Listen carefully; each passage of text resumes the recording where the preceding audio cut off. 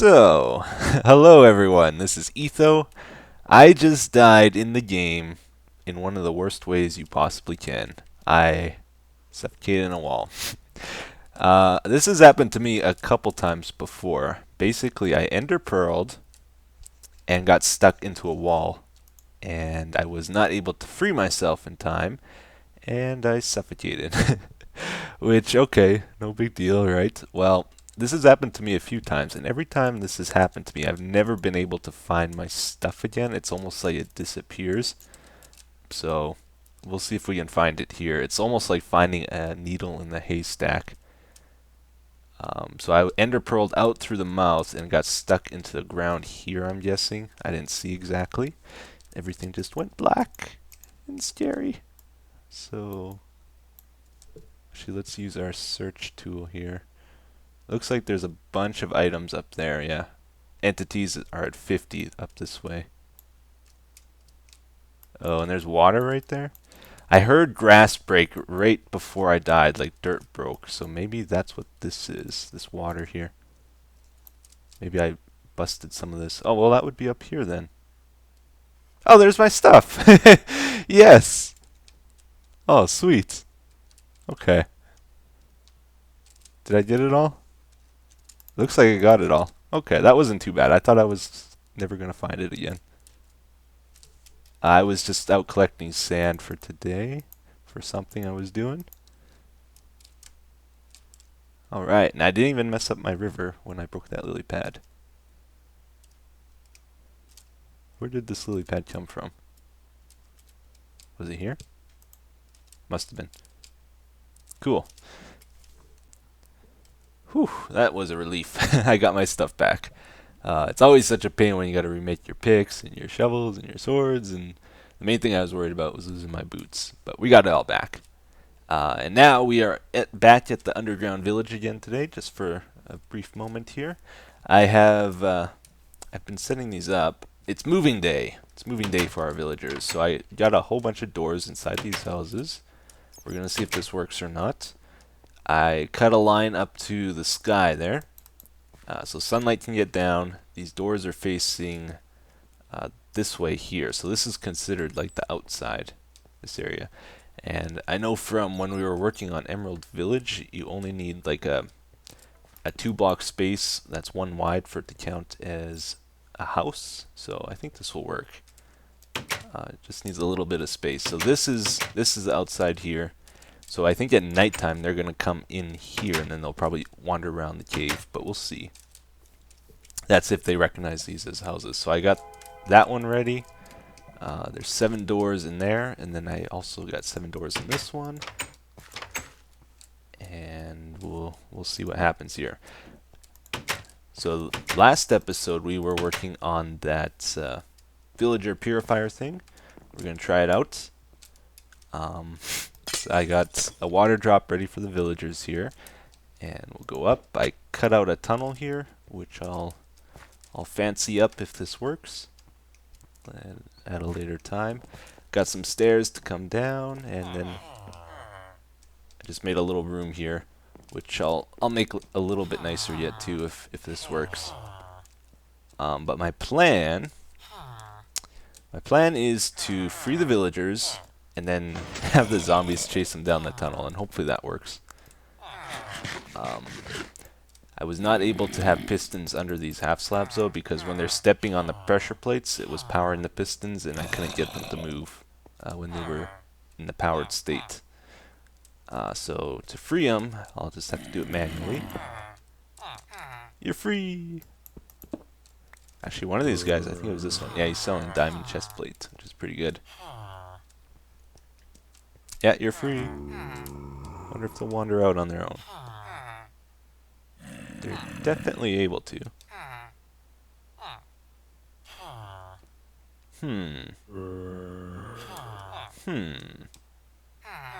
Yeah, come on. Walk this way. There we go. They went to go see each other. Interesting. I would like them to be over here before I free the zombies. Yeah, just like that. Okay. So this might be their death. We'll find out. I'm going to have the zombie hopefully chase him down the stairs. Go! Underlay! Underlay! That worked pretty good. That's right. Oh, uh-oh. Don't. Okay, so he lost his target there.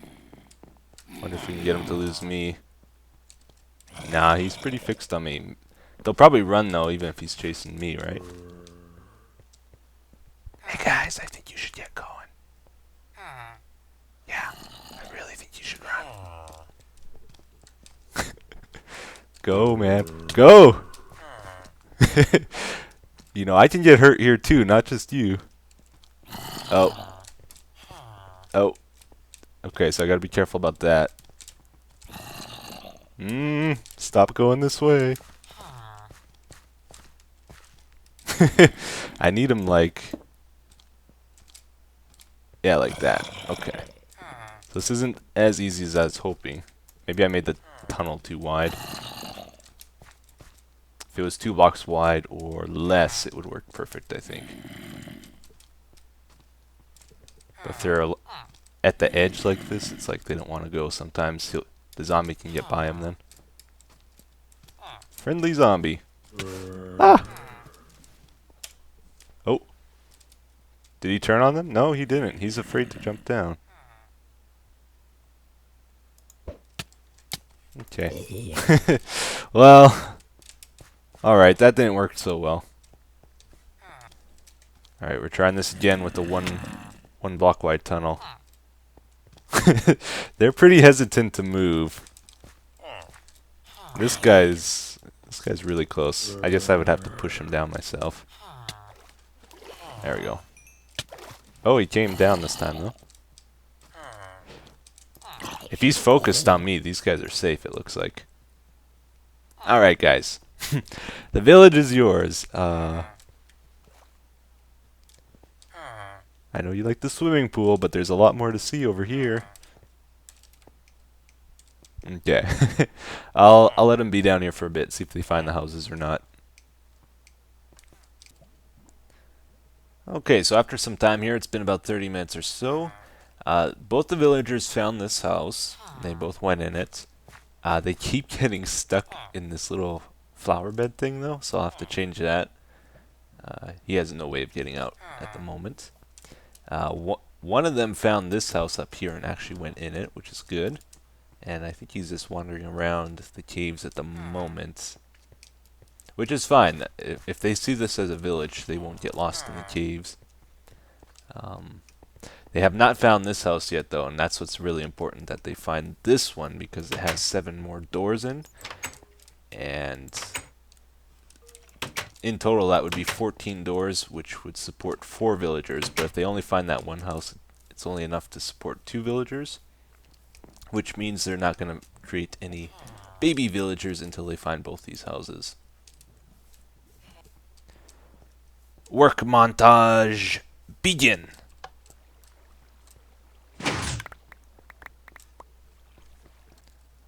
Mushrooms.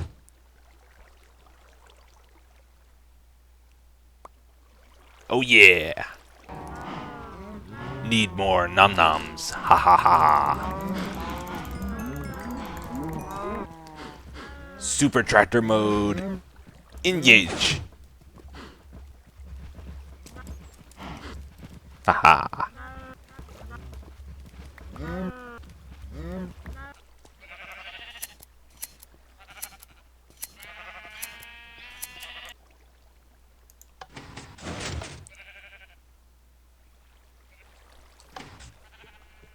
Woohoo!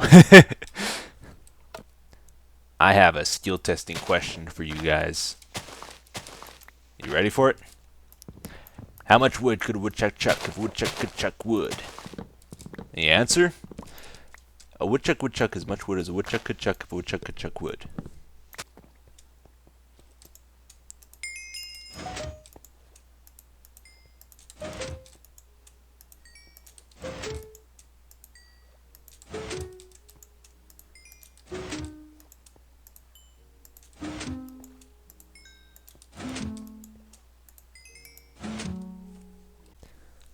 Alright, everybody, we have moved on to the stronghold base here, and it's been a very, very long time since we worked on the mob system, so let's do that today as well. So if you remember, we have the mob system set up, we have the mob sorter set up. I think last thing we worked on was this quartz display area, which I like quite a bit. So we have zombies that fall down there, skeletons go there, creepers fall there, and then if we hit this button, it releases lava. Oh, why'd that one go out further than the other ones? That was weird. That time it didn't. Okay. That releases lava that gets the mobs down to one-hit kill. So we can send them through there, or we can just drop them straight down this pipe and they'll die instantly. But if you remember, our goal with this thing is to eventually make an automatic tree farm. But before we do that, we have to work on that bomb factory. I made an episode a little while ago called Bomb Factory, so hopefully some of you remember that. That's what we're going to try build today. So with these pipes up here, we got the three pipes you see, the zombie one, skeleton, and creeper. So normally, and the mob sorters up there. So normally the mobs will fall down, creeper will go down this water here and then fall down the hole. But we have these piston setups as well that allow us to switch the direction of the water stream. So now instead of going to the right, the water goes to the left. That one's for the creeper. This one is for the skeleton, I believe. And that will... Let's get some more scaffolding. That will bring the water and the mobs up to this point here. I would like them to, I think, fall down over at this place here. So let's set that up like that. I don't know if you can hear the lawnmower outside, but it's probably going to get picked up in this video. It's been going for like an hour.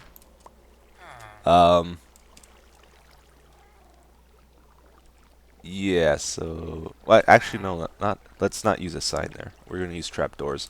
Because we did something similar to this up at the mob sorter. Where is that?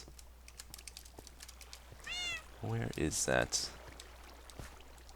Yeah, over here. So what we're doing is we're pushing the mobs down this pipe. They get to the trapdoor and they stop. And then it opens and closes really quick, so it only allows one mob to get through.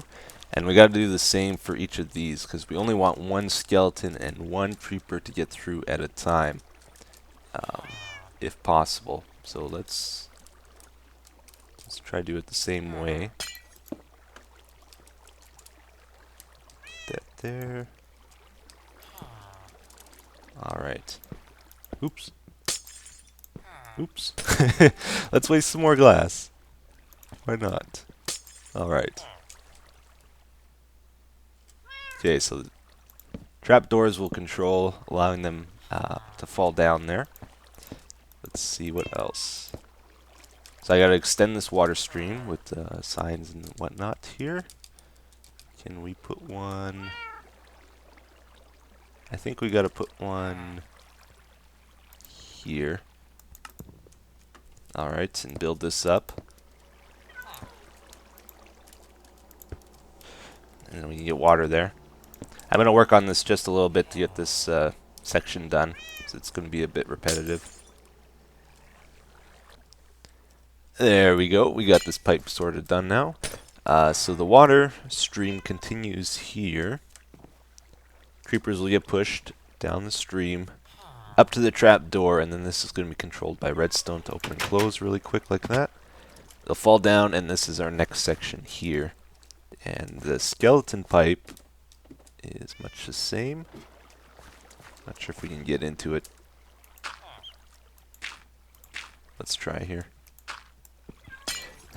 This thing just had to be above us, so I can't walk on top here. It's not enough space. Alright, so skeletons, they take this route here. Water gets extended and goes to this trapdoor, and then Same thing. In fact, we could probably just set it up so that we have, let's see, we'll put a block there, redstone between the trapdoor blocks, and then another one here, and we would just need a repeater, send power to it, and it would go through both, and control both at the same time. So that's the way we'll probably do it. And then we'll put our redstone over here somewhere. But let's go down. This is where the complicated stuff is going to come into effect down here. I think I want to make water streams down here as well. One there. So the mobs will fall in water so they don't take damage or anything. And let's see. I think the way I had it before is I had a piston here that moves glass up and down to allow the mobs through or not. This gets extended. Alright, so that would mean you guys probably don't remember what we're doing here, and you have no idea what I'm talking about, but just keep watching. It'll make sense in a bit. So, okay, so they'll come to here. That means they're going to be standing about here when this piston is up.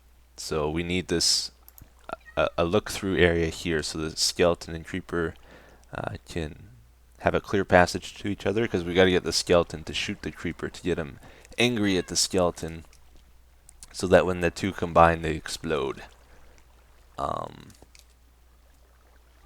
Okay, which side does the snow golem go on? I think it's creeper is here. Snow golem must be over here then, so we need another one of these sections. Snow golem goes right here. Yeah, that's right. So we'll taste that. I shouldn't build with this much glass. It's hard to see stuff. Oh, even for me, this starts to look really weird. Alright, so we're gonna put pistons above here if we can. Hopefully these trapdoors and that redstone up there is not gonna interfere. I bet you it is. Yeah, it is, darn it. Yeah, I gotta lower this even more. At least 1 or 2 more blocks. These pipes need to be extended. Alright, I took care of that. It's a little bit lower now, and I don't think the redstone's gonna interfere anymore. So these streams, when the pistons go down here, we want it so that the mobs will then fall again. So I'm going to put a sign here, keep the water from flowing down, and we're going to start another tube there and there. Get that over there. That there. Okay, so now it should be safe if we do this, right? Yeah. Okay. So I'll run you through the steps to this. This is what I plan on doing. Put those back up. And we might have to go build this in creative. I'm not sure. It's actually pretty tough to build here. What I want to do, so we got the 2 streams, skeleton and creeper, and then off to the side here there's also going to be snow golem. So let's get him in there. And he's staying alive. Good, good. This is river biome. Whew. Some biomes they just die instantly, and so it's a good thing we didn't get stuck in one of those. So instead of actually, let's go back up here just real quick. Instead of doing this actually where we open them both at the same time, we'll probably do it individually. First we'll open the skeleton trapdoor, and the skeleton's going to fall down here into this stream, and he's going to get pushed up to this wall, right?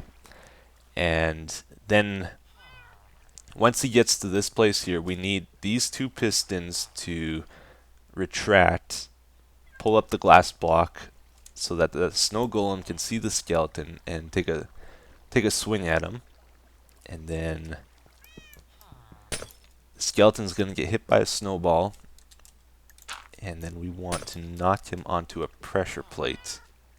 So let's set that up here. Do a stone pressure plate. And then we want a piston up over here to push him back into the water stream. Like that. So we need this pressure plate to power that piston. Let's maybe do it like this. Whoops. No. That's another advantage. If we were to go build this in creative, I could fly. That would be a lot easier. Nope. Let's do it up here. And I got redstone. Good. So connect that to the pressure plate up to the piston. And the pressure plate holds the water in place. So yeah, if this skeleton gets hit by a snowball, he's going to get pushed into this pressure plate, and then that's going to activate this redstone and push him back. This is also going to then go and release the creeper up there. So the creeper will fall down here, get put between the skeleton and the snow golem. These pistons lift up again once more, and that will make the snow golem and the skeleton take a shot at the creeper. Creeper's going to get angry at the skeleton, and then we want these pistons to go down, and the angry creeper and skeleton will get sent down the tubes, and then when we want them to blow up, we combine them somewhere down the line. So that's the overall plan behind this. Now how to do it all. Yeah, I'm going to hop into a creative world just to simplify this, and I'll show you what I figure out there, I guess. Oh, I got it, guys. Check it out. This is what we need to build. It is so cool. So what it is, or what I did, I ended up putting some tripwires inside these water stream things, so I can detect when the skeleton enters here and when the creeper enters his, and if they're in there still. Because another thing we got to worry about is if they were to despawn, if it's going to wreck the system, we got to be able to handle that too. But yeah, this is what it does. Get ready for this. So we got skeletons in this dispenser and creepers in this one. When we release a skeleton,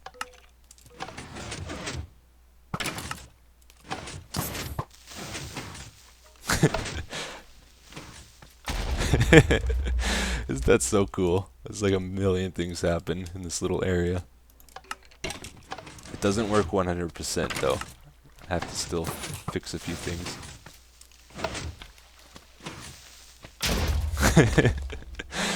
Oh, so much stuff happens there. Okay, so after the skeleton gets released, he activates the tripwire. That tripwire then tells these pistons to pull up, like we said before. They get pulled up for just over a second. That's controlled by this here. This is connected to the tripwire. This redstone here. That goes to a monostable thing, and we have one for the creeper as well. That goes to this. This is a pulse extender, which makes it go, the signal last over a second.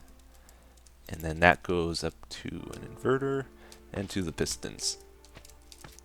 So, see, that stays on for just over a second. That time it glitched out. It looks like the golem missed hitting the skeleton, so he didn't get knocked onto that pressure plate. So I'll probably have to add a clock on here if that happens, to try again. They never miss the creeper though when he's in there, but since the skeleton's a little bit further away, it's a farther target, and he sometimes misses. Time set 0.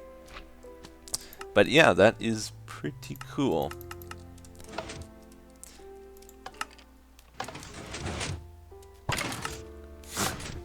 I love that so much. Alright, and then the idea is we move the explosion to whatever we want to blow up, which is going to be wood from our tree farm. Yeah, that's it, guys. Well, that's going to be all for today, everyone. But as always, we have comments to look at. I picked out one for today. This one says, "Hey Etho, me among others really wonder why you stopped playing on the SMP server. Minecraft. Please start play. Please start playing on there some more. And even if you don't, please tell us why.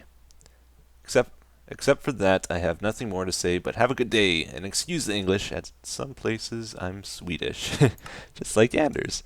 Um, okay, so we're allowed to tell people now. The reason there's been no SMP, well, there has been some, but there hasn't been as many.